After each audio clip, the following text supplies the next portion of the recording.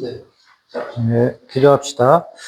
하나님 감사합니다. 주님 또 점심 식사를 하고 또 함께 모여 주의 말씀을 대합니다. 주님께서 함께하여 주셔서 우리에게 교훈하시며 또한 주의 마음과 또 우리의 마음이 하나가 될 수 있도록 역사하여 주시며 하나님의 말씀에 무엇이 있는지 잘 깨달을 수 있도록 역사하여 주옵소서. 감사하며 예수님 이름으로 기도합니다.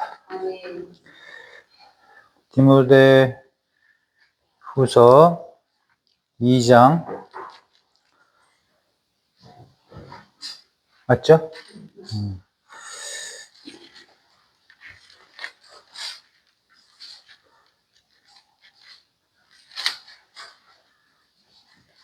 13절까지 읽겠습니다. 시작. 내 아들아, 그러므로 너는 그리스도 예수 안에 있는 은혜 가운데서 강하고 네가 많은 증인 앞에서 내게 들은 바를 충성된 사람들에게 부탁하라. 그들이 또 다른 사람들을 가르칠 수 있으. 너는 그리스도 예수의 좋은 병사로 나와 함께 고난을 받으라. 병사로 복무하는 자는 자기 생활에 얽매이는 자가 하나도 없나니 이는 병사로 모집한 자를 기쁘게 하려 함이라. 경계하는 자가 법대로 경계하지 아니하면 승리자의 멸관을 얻지 못할 것이며 수고하는 농부가 곡식을 먼저 받는 것이 마땅하니라. 내가 말하는 것을 생각해 보라. 주께서 범사에 네게 총명을 주시리라. 내가 전한 복음대로 다윗의 씨로 죽은 자 가운데서 다시 살아나신 예수 그리스도를 기억하라. 복음으로 말미암아 내가 죄인과 같이 매이는 데까지 고난을 받았으나 하나님의 말씀은 매이지 아니하니라. 그러므로 내가 택함 받은 자들을 위하여 모든 것을 참음은 그들로 그리스도 예수 안에 있는 구원을 영원한 영광과 함께 받게 하려 합니다. 미쁘다 이 말이에요. 우리가 주와 함께 죽었으면 또한 함께 살 것이요 참으면 또한 함께 왕노릇 할 것이요 우리가 그를 부인하면 주도 우리를 부인하실 것이다. 우리는 미쁨이 없을지라도 주는 항상 미쁘시 자기를 부인할 수 없으시리라. 아멘.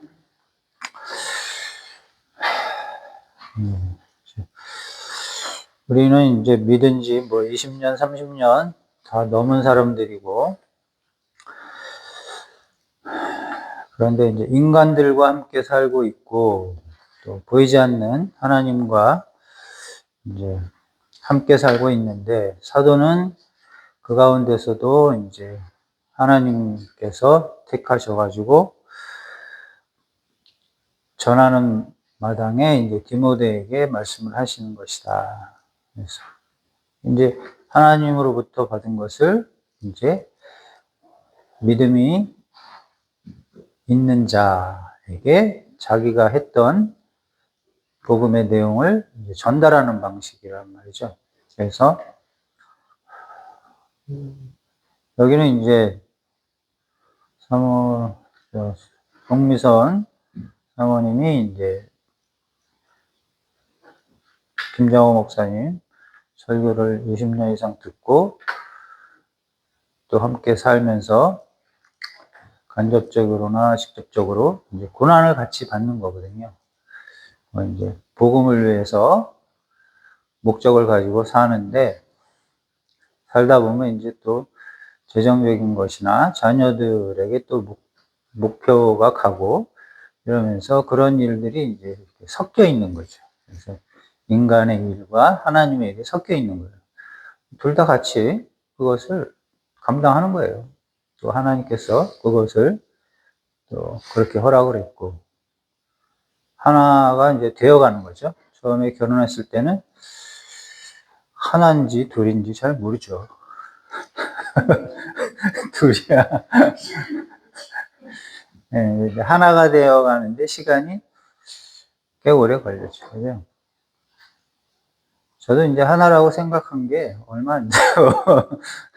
부인과 하나라고 생각하는 게 얼마 안 돼요. 하나님이 하나라고 이제 한 것이 그게 내 안에 들어오기 전에는 하나라고 생각을 못 했어요. 그래서, 둘이 하나라는 게 하나님의 뜻이구나 하고 이제 느꼈을 때, 이제 그러면 하나로 생각을 해야 되겠다. 이렇게 되는 거예요. 하나님의 가르침이라는 게 그게 씨가 뿌려져도 언제 그게 싹이 날지는 몰라. 시간이 이제 사람 속에서는 수많은 진리를 우리가 듣기 때문에 그 진리가 이제 싹이 나는 시기가 이제 다 다른 거죠. 그죠? 봄, 여름, 가을, 겨울, 시간. 하나님은 우리에게 뭐냐? 진리의 씨를 뿌린 거예요. 뿌리면 그 진리가 번성하는 거예요. 아담과 하와가 자식을 번성하듯이 하나님의 말씀의 씨가 뿌려져서 그것이 진리로 내 안에서 번성을 한단 말이에요. 저와 여러분이 가지고 있는 진리가 하루 이틀 들은 게 아니잖아요. 그죠? 30년, 40년 들은 진리란 말이에요. 그것이 내 안에서 자란단 말이에요.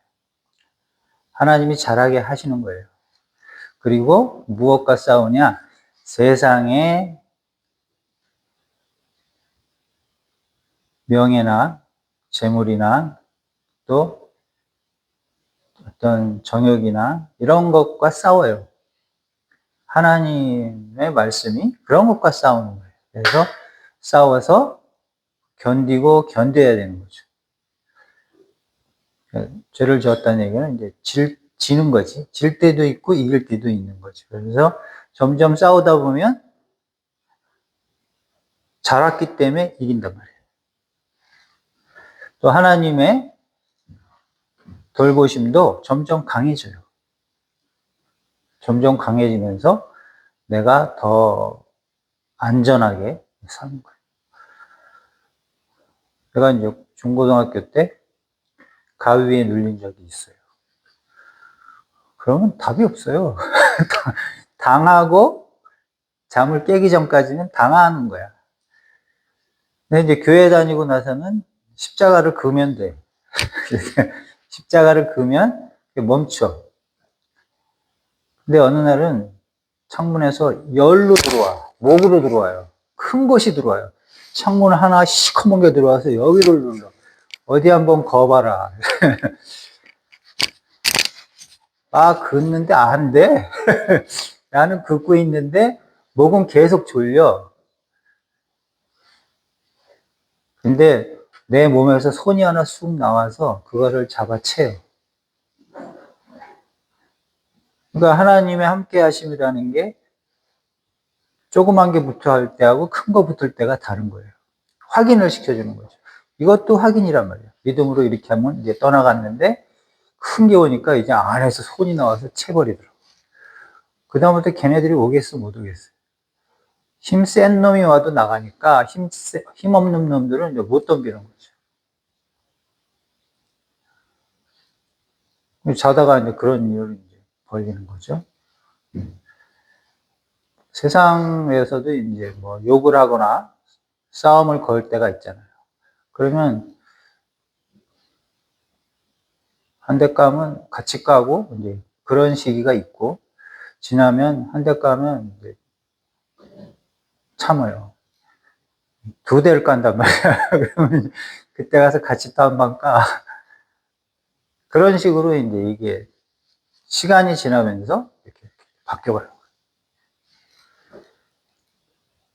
처음부터 모든 것을 다 견딜 수는 없어요. 자라면서 그것이 이제 하나씩 하나씩 해결되어지는 거죠. 말씀도 마찬가지예요.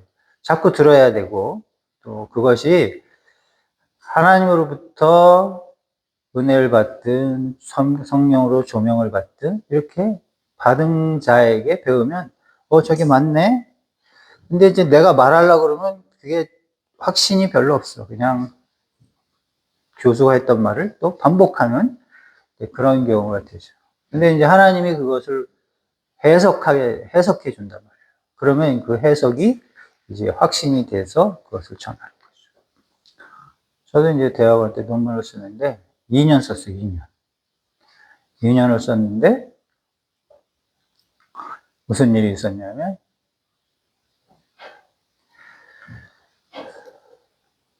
이제 중간 이제 점검을 이렇게 교수들이 한 분, 두 분, 세 분, 세 분이 하는데 이제 처음에 제목을 받아요.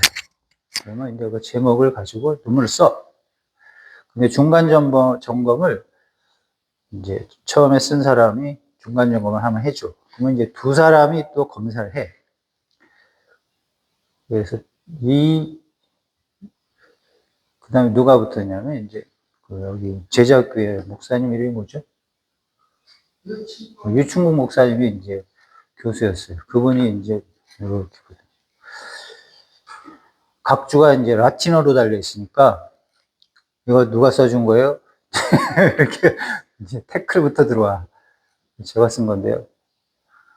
누가 써준 거 아니냐? 써주는 사람 있지 않아요? 아니다. 나는 라틴어 중국을 들었다. 라틴어도 가르쳤거든요, 저희 때. 그걸 들어서 그거는 그냥 한글 비슷하게 읽는 게 된다. 영어하고 좀 달라요, 라틴어. 발음대로 그냥 읽으면 되는 거예요. 그리고 내가 주석이 한글판도 있고 영문판도 있고 라틴어판이 있어. 뭐 라틴어 그 장절만 알면 영어로도 쓸 수도 있고 한글로도 쓸 수 있어요. 그래갖고 이제 각주를 만들어 썼다 이렇게 하니까 할 말이 없잖아. 그게 이제 그분이 이제 그걸 하고는 통과. 그 다음에는 이제 내가 제목이 뭐였냐면 복음의 형식으로서의 율법이었어요. 복음의 형식으로서의 율법. 제목을 딱 들으면 이해가 갑니까? 하예요, 하예. 제목은 하얀데, 어쨌든 나는 그걸로 하겠다고. 고르라고 하니까 이제 그걸 고른 거야. 그래서 이제 열심히 썼어요. 그래서 이제 이은선 교수인가, 이제 그분도 이제 총신 박사학위 받은 사람인데, 점검을 하는 거야. 뭐라고 질문을 하냐면, 복음의 형식으로서의 율법이 어디 내용이 있냐고 그래서, 그 안에 있어요. 그래서, 좀 이렇게 막 뒤지더니 어딨니? 그래서 그 안에 있어요.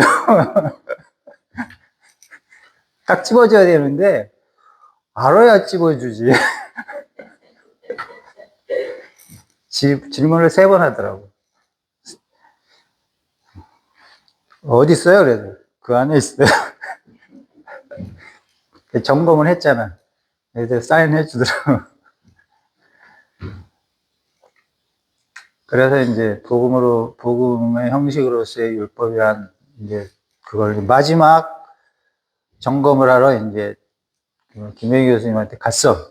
그랬더니 쭉 이렇게 제목을 이렇게 보더니 쭉 읽어보더니 제목을 바꿔주는 거야. 현대개혁주의자와 칼빈의 복음의 형식으로서의 율법의 비교. 이렇게 딱 제목을 싹 바꿔주는 거야. 그분은 다 아니까 벌써 제목을 바꿔버리니까 끝나는 거야. 근데 이은선 그 박사도 모르니까 뭐 계속 물어만 보는 거야. 그래서 그분은 딱 보면, 책을 보면 벌써 제목도 나오고, 그걸 다 하는데, 박사라는 이은선 교수도 거기서 못 찾아내고, 나는 당연히 모르고, 유충국 목사님을 라틴어 갖고 트집 찾고, 이건 뭐예요? 장님이에요, 서로 다. 교수, 장님, 학생도 장님, 이 교수도 장님. 근데 유일하게 김영희 교수님이 자기가 제목을 줬으니까, 그걸 아니까, 그러시는 거죠. 그래서 이제 일단 통과받았으니까 이제 논문집을 이제 받아갖고 집에다가 이제 한 10권 꽂아놨어요. 그걸 이제 몇 사람한테 줬더니 무슨 말인지 모르니까 아예 쳐다도 안 보더라고. 근데 그게 이해가 되는데 20년이 넘게 걸려요. 20년이 넘으니까 해석이 되는 거야. 누가 해석을 했겠어요? 하나님이 해석을 해주더라고, 하나님이. 야, 사람이 해석을 해주는 게 아니고, 김현 교수님은 알고 있고, 하나님이 해석을 해줘서 해석이 된 거예요. 그러니까 논문 쓴 지 20년이 넘어서 해석이 되는 거야. 학문이라는 게 그런 거예요. 그렇게 힘든 거예요. 그래서 복음의 형식으로서의 율법이 쉬운 거예요. 지금은 쉬워요. 왜 쉬워? 복음은 하나님이 복음을 썼잖아요. 그죠? 율법도 마찬가지. 하나님이 쓴 거야. 그럼 하나님이 뭘 썼냐? 진리로 썼고, 선행으로 썼고, 사랑으로 쓴 거란 말이에요. 형식이 같은 거예요. 사람을 살리려고 하나님이 율법도 주고 복음도 준 거란 말이에요. 아까 이제 정죄를 막 하겠다 그러는데 정죄도 알아야 정죄를 하는 거야.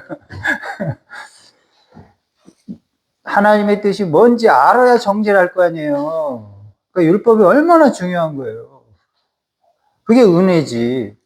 자기가 죄 짓는 거 알고 상대방이 죄 짓는 거 알고 하나님이 죄 짓는 거 싫어하는 거 알고 이게 복음이란 말이에요.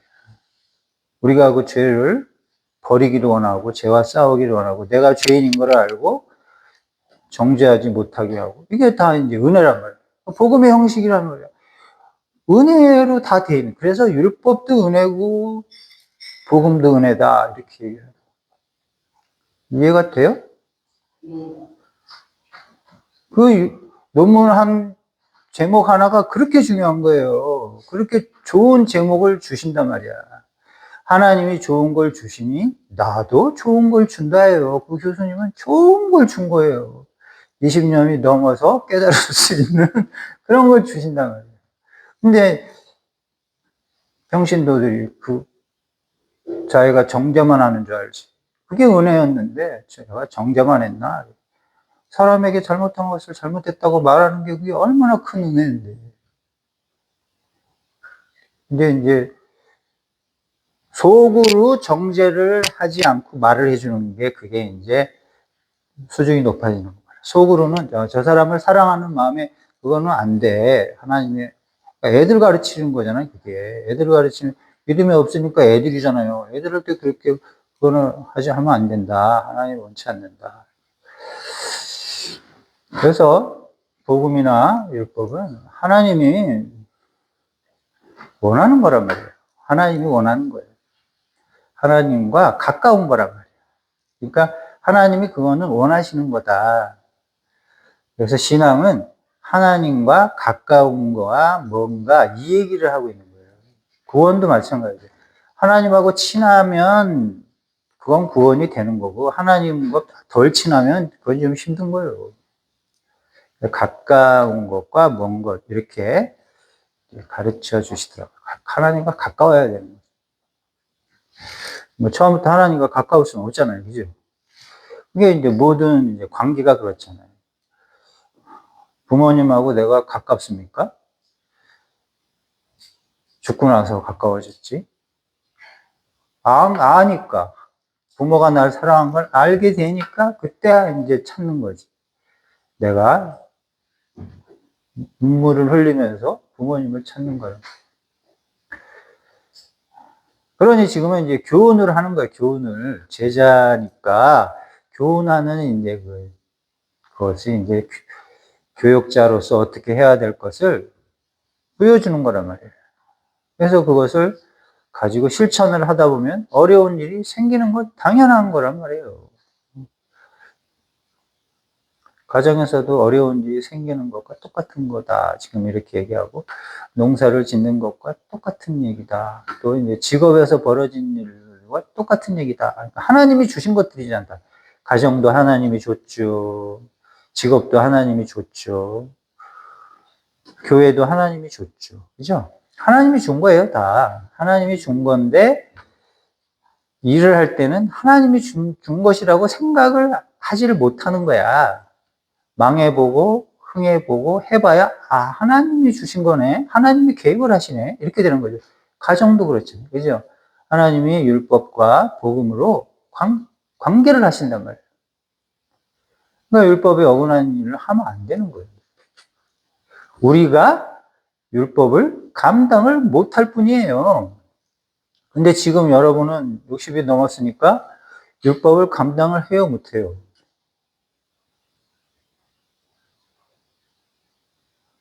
감당을 하죠. 감당을 해야 애들을 가르칠 거 아니에요. 그죠? 애들을 돌볼 거 아니에요. 또 이제 교육자가 되면 감당을 하는 거예요, 그걸. 자기는 그걸 감당을 해야 되는 거예요. 그걸 감당하지 못하고는 교육자라고 할 수 없는 거죠. 그래서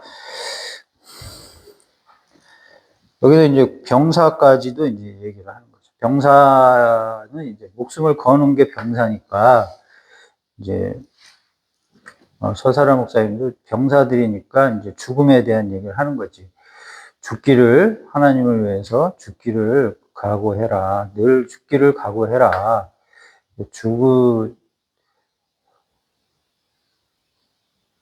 죽음을 이제 죽어야 산다. 이 개념이죠. 이제 병사의 개념은 죽어야 산다. 그런데 운동하면서 이제 고등학교 때는 내가 골 한 골 결승골을 넣고 죽어도 된다. 이렇게 생각을 하고 공을 쳤어요. 근데 이제 우리는 이제 하나님의 자녀니까 뭐 애국 운동을 해도 죽어도 괜찮다. 죽음에 대해서는 이제 이사 가는 거라고 이제 생각을 하고 사니까 그렇게 된 거죠. 그래서 미리 하나님에게 말씀을 확실히 받은 자의 말에 대해서 이제 확신을 해야 되는 거죠. 우리가 간접적으로 이제 믿는 거니까. 그래서 간접적으로 믿는 거하고 직접적으로 듣는 거하고의 차이는 눈으로 본 거하고 마음으로 믿는 것 차이밖에 없는 거죠.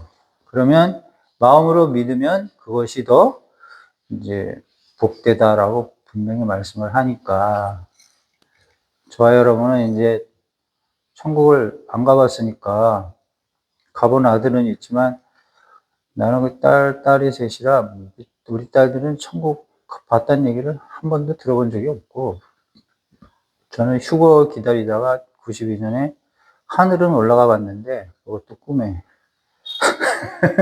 천국은 아니었어요. 나팔 소리도 들어봤는데 내 귀에만 들리더라고. 다른 사람한테는 안 들리더라고. 근데 아무 일도 없더라고요. 그래서 이번에 제가 나팔 소리 찬양을 했잖아요. 저희 와서 어떤 사람들이 이제 나갔다고 그랬잖아요. 나팔 소리 듣고. 그러니까 이제 가리워져 있는 거예요. 갔다 온 사람하고 안 갔다 온 사람하고는 그렇게 입장이 다른 거야. 믿음이 또 없는 사람들이고 또 이제 하나님 믿음으로 말씀을 안 준 거야. 구분이 돼 있는 거죠. 그건 이제 아까 이제 7장에서 읽었던 그 14만 4천보다 더 많은 사람들이 7장이 여섯째 인이 이제 끝날 무렵에 일곱째 재앙을 준비하는 인친 얘기거든. 그게 하나님의 인이라고 나오니까 하나님의 인을 14만 4천 명이 받고 또 허다 무리가 이제 거기서 이방인들 중에서 이제 인을 받은 얘기를 하는 거죠. 그래서 하나님의 인은 천사들이 돌아다니면서 친다니까 본인이 치는 게 아니고 천사들이 돌아다니면서 지금 치고 있다는 얘기예요. 지금이 여섯째 인의 시대가 이제 지진이 나서 수만 명씩 죽는 시대니까 지금은 여섯째 인이 이제 가는 시기다. 이렇게 됐으니까 환란 전이니까 그렇게 해석을 정확하게 할 수 있는 거예요. 제가 읽고 있는 지금 계시록은 그런 내용이 없어요. 시간적 내용이 없다고. 하나님의 인에 대한 그런 내용이 없어요. 근데 이거는 이제 실제적으로 벌어지는 일을 듣고 와서 말씀을 하신 거니까 하나님의 인에 대한 해석이 지금 이 시대에 천사들이 붓으로 인치고 있다는 말이 그게 이제 맞는 거죠. 구약에도 이제 먹통을 들고 다니면서 에스겔인가? 그랬죠. 인을 치는다고 하는 얘기. 그래서 믿는 자, 하나님의 말씀을 들은 자, 가서 보고 직접 그 말씀을 받아온 자, 사도 요한에게 배우고 온 자, 그 자를 안 믿을 수도 있고 믿을 수도 있는 거예요. 그래서 그 말이 중요한 거죠. 그게 중요하지 뭐. 말씀이 중요한 거지 그 사람이 중요한 건 아니에요.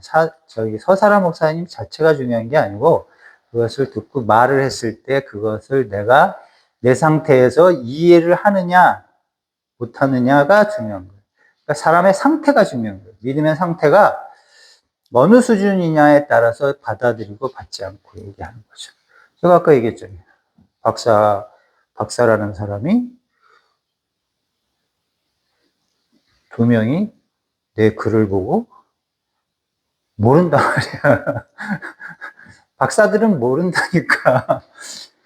지금 수준이 아주 높은 사람이 봐야 그게 보이는 거죠. 저는 그러니까 그냥 맞다 그러면 그게 맞는 줄 알고 그냥 가지고 쓰고 있을 뿐이지. 그 내용이 이제 칼빈 내용이었는데 또 칼빈은 지옥 갔다니까 내가 열심히 칼빈을 배웠는데 지옥을 갔다고 그러네. 그 소식을 들었을 때 나는 아무 생각을 할 수가 없었어. 칼빈을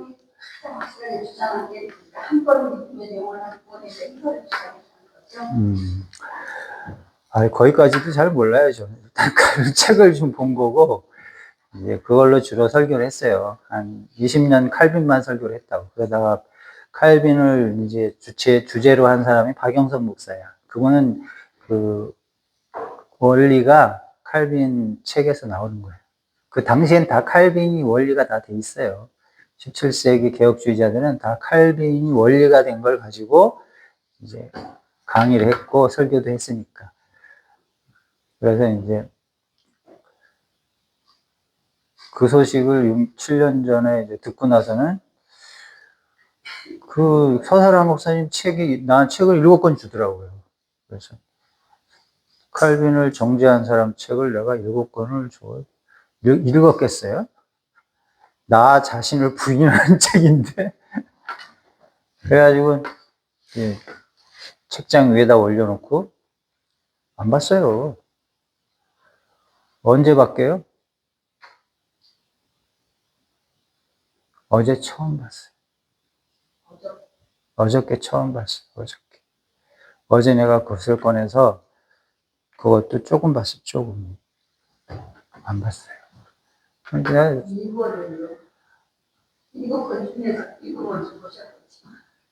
일권이고 뭐고 그냥 책을 처음 봤다니까. 그리고 서사라 목사님한테도 내가 얘기를 했어, 전에. 제가 스웨덴 보리 책을 한 2년 보면서 강의를 했었으니까 스웨덴 보리를 우리한테 이제 거기가 좀 오래된 분이니까 그 책이 나한테는 더 좋더라고. 서사라 목사님 얘기는 좀 들었죠. 봄에도 내가 듣고 했으니까 봄에는 이제 내가 이제 듣기만 했지 뭐 거기서 확신을 받고 이런 건 없었어요. 하나님의 예언을 또 나가 받았다고 하니까 감사해가지고 돈을 50만 원 헌금을 했죠. 그랬더니 이튿날 사고가 났네. 그래가지고 72만 원이 들어오더라고요. 사고가 났는데. 네. 교통사고 나는데 72만 원, 치료비가 72만 원이더라고요. 그래서 우리 부인한테 50만 원 받은 거를 72만 원을 줬죠. 우리 서사라 목사님한테 그 감사했더니 72만 원에 생겨서 준다. 잘 받아라. 증인이 돼가지고 했죠. 그 은혜 받은 거죠, 제가. 그죠? 그래서 이제 많이 쏠렸지.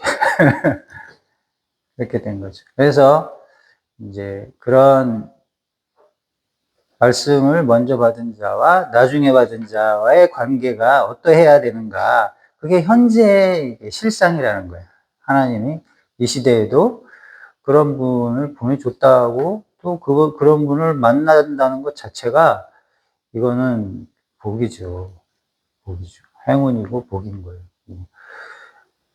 전 7년 됐는데 깨닫기 시작하는 게 뭐 얼마 안 돼요. 그분 거 얼마 안 됐다. 그게 쉬운 일이 아니라니까. 그 인연이라는 게, 하나님의 은혜라는 게 다 시간대가 있는 거예요. 뭐 좋은 건 줄 알았으면은 뭐 미리 갔을 텐데 나중에 갔잖아.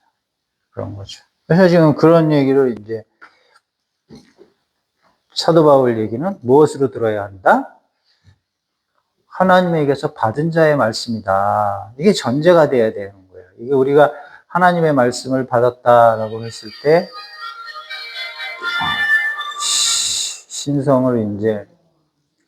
신성을 전제로 받아야 되는 거예요. 하나님의 말씀은 하나님의 감동이라고 되어 있죠. 그러니까 하나님이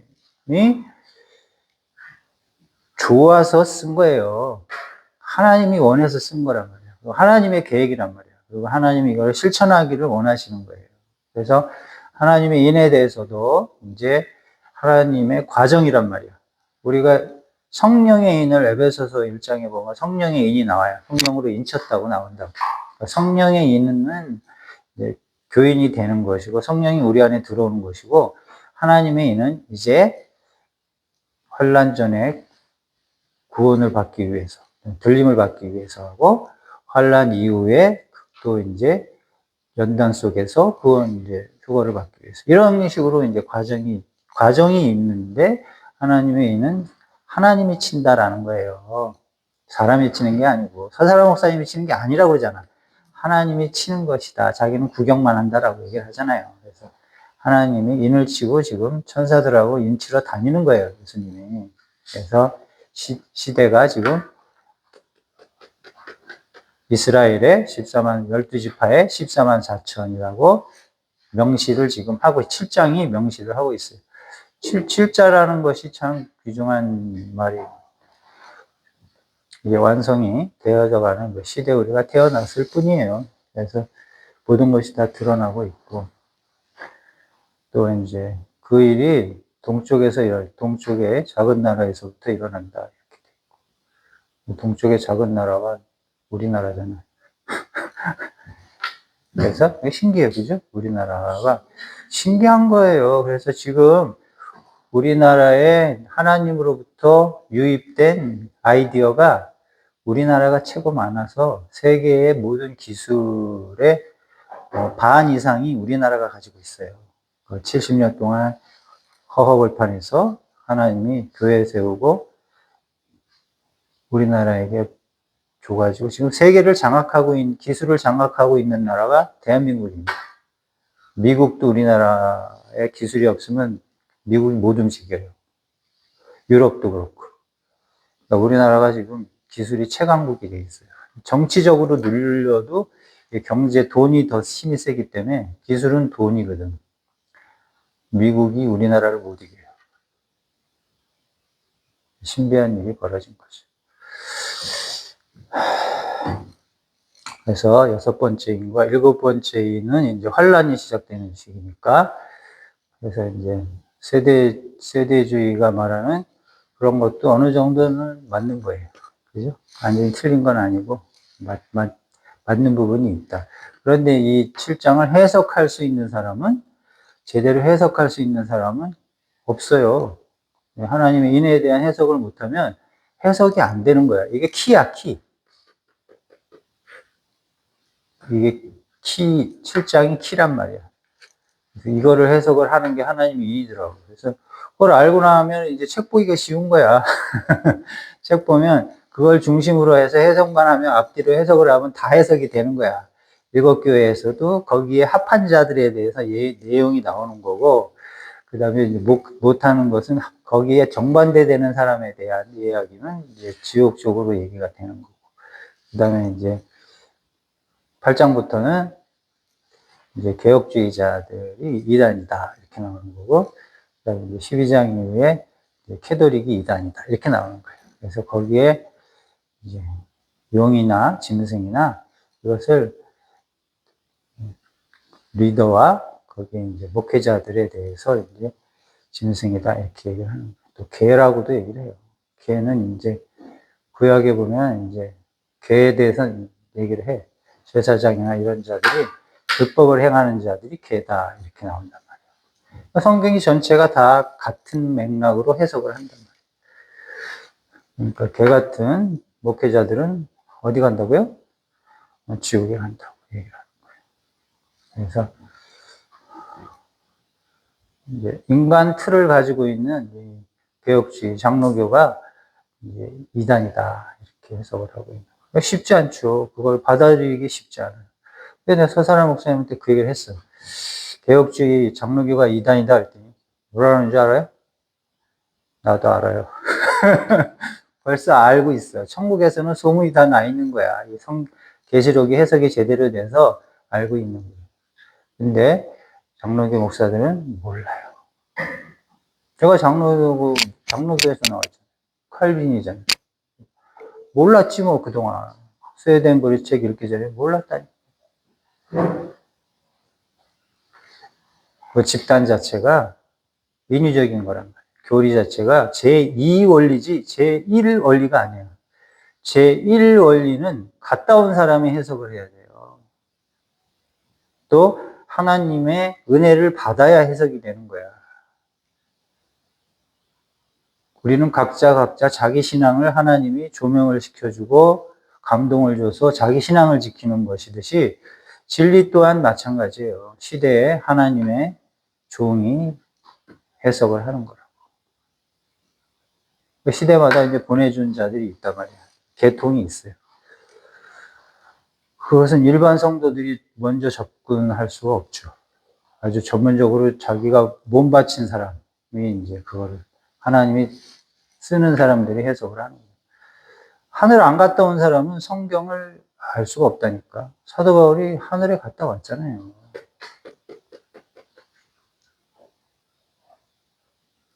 예수님하고 직접 같이 있었잖아요. 이런 자들이 성경을 알지, 인간의 생각으로는 그것은 한계가 있고 오류가 있는 거죠. 항상 인간은 넘어지는 자다. 섰다고 생각하면 넘어지는 자다. 그래서 우리는 입장이 중요한 거야. 공부, 내용이 이게 자기가 기억하고 이런 게 중요한 거 아니고 관계가 어떻게 이게 주어졌는가. 그래서 내가 어떤 것으로 처세를 해야 되는가. 이게 좀 중요한 거예요. 그래서 이번에 이제 미국하고 한국이 관계가 어떻게 됐냐면 상호 협조 관계가 됐어요. 협력자가 됐다고. 여기서 찐 누르다가 가불이 없어졌어요. 똑같은 동료가 된 거예요. 트럼프 대통령과 이재명이 이제는 이렇게 되는 거죠. 동료가 되는 거죠. 그래서 교회에서도 이런 게 하면 이거는 이제 뭐가 되는 거예요. 목사가 성도를 누르든 장로를 누르든 집사를 누르면 이거는 사단이가 되는 거예요. 상호가 돼야 되고 오히려 이제 거꾸로 얘기를 해요. 섬기는 자가 되라고 이렇게 되어 있어요. 이 관계가 더 중요해요. 근데 이 관계로 들어가는 순간 자빠진 자가 된다. 미국도 트럼프도 지금 사과하고 상호 관계가 됐단 말이에요. 이게 하나님의 역사란 말이에요. 이제 우리는 남편을 이기려고 해서도 안 되지만 남편 미치라고 생각해서도 안 되는 동료라고 생각을 해야 돼요. 또 자식도 마찬가지. 동료로 생각을 해야 돼요. 돈이 좀 없어도 동등하게 대해줘야 돼요. 하나님이 대해주듯이 우리가 대해줘야 돼요. 관계란 말이에요. 관계가 중요해요. 인격적인 관계가 중요하지 돈이 중요한 게 아니고 지식이 중요한 게 아니고 믿음이 중요한 게 아니에요. 사랑이 관계란 말이에요. 관계. 상대방을 높여주는 관계를 유지하지 않으면 말씀이 들어가는 줄 아십니까? 말씀이 절대 안 들어갑니다. 다 뱉어버립니다. 그거를 모르면 결국 뱉은 바대 퇴하고 가버려요. 성경은 절로 갔다가도 와요. 기도하겠습니다. 하나님 감사합니다. 우리가 배우는 것이 주님을 배우는 것이요. 선배들이 준 것이 선배가 주는 게 아니라 하나님이 준 것으로 알며 하나님의 엄애하신 말씀 앞에 순종하는 자 되어 모든 사람과 화평하는 그러한 관계를 유지하는 저희 목회자들이 되게 은혜를 더해 주옵소서. 감사하며 예수님 이름으로 기도합니다. 수고했습니다.